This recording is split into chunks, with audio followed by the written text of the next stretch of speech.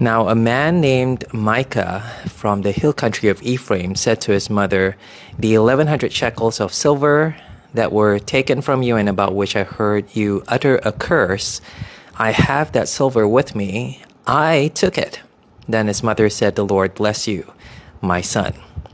When he returned the 1,100 shekels of silver to his mother, she said, "I solemnly consecrate my silver to the Lord for my son. To make an image overlaid with silver, I will give it back to you." So after he returned the silver to his mother, she took 200 shekels of silver and gave them to a silversmith who used them to make the idol. And it was put in Micah's house. Now this man Micah had a shrine, and he made an ephod and some household gods and installed one of his sons as his priest. In those days, Israel had no king. Everyone did as they saw fit. Verse 7, a young Levite from Bethlehem in Judah, who had been living within the clan of Judah, left that town in search of some other place to stay. On his way, he came to Micah's house in the hill country of Ephraim. Micah asked him, "Where are you from?" "I'm a Levite from Bethlehem in Judah," he said, "and I'm looking for a place to stay."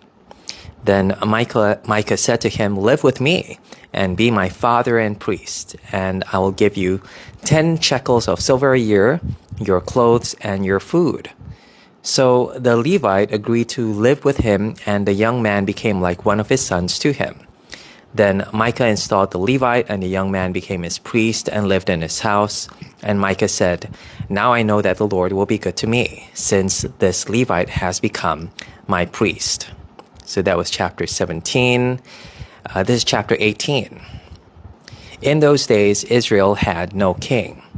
And in those days, the tribe of the Danites was seeking a place of their own where they might settle, because they had not yet come into an inheritance among the tribes of Israel. So the Danites sent 500 of their leading men from Zorah and Eshtaol to spy out the land and explore it. These men represented all the Danites. They told them, "Go, explore the land." So they entered the hill country of Ephraim and came to the house of Micah, where they spent the night. When they were near Micah's house, they recognized the voice of the young Levite. So they turned in there and asked him, "Who brought you here? What are you doing in this place? Why are you here?" He told them what Micah had done for him, and he said, "He has hired me, and I am his priest." Then they said to him, "Please inquire of God to learn whether our journey will be successful." The priest answered them, "Go in peace. Your journey has the Lord's approval." So the 5 men left, came to Laish, where they saw that the people were living in safety, like the Sidonians, at peace and secure. And since their land lacked nothing, they were prosperous. Also, they lived a long way from the Sidonians and had no relationship with anyone else. When they returned to Zorah and Eshtaol, their fellow Danites asked them, "How did you find things?" They answered, "Come on, let's attack them. We've seen the land and it is very good. Aren't you going to do something? Don't hesitate to go there and take it over. When you get there, you'll find an unsuspecting people and a spacious land that God has put into your hands, a land that lacks nothing whatever." Then 600 men of the Danites, armed for battle, set out from Zorah and Eshtaol. On their way, they set up camp near Kiriath Jearim in Judah. This is why the place west of Kiriath Jearim is called Mahane Dan to this day. From there, they went on to the hill country of Ephraim and came to Micah's house. Verse 14, then the 5 men who had spied out the land of Laish said to their fellow Danites, "Do you know that one of these houses has an ephod, some household gods, and an image overlaid with silver? Now you know what to do." So they turned in there and went to the house of the young Levite at Micah's house and greeted him. The 600 Danites, armed for battle, stood at the entrance of the gate. The 5 men who had spied out the land went inside and took the idol, the ephod, and the household gods, while the priests and the 600 armed men stood at the entrance of the gate. When the 5 men went into Micah's house and took the idol, the ephod, and the household gods, The priest said to them, "What are you doing?" They answered him, "Be quiet. Don't say a word. Come with us and be our father and priest.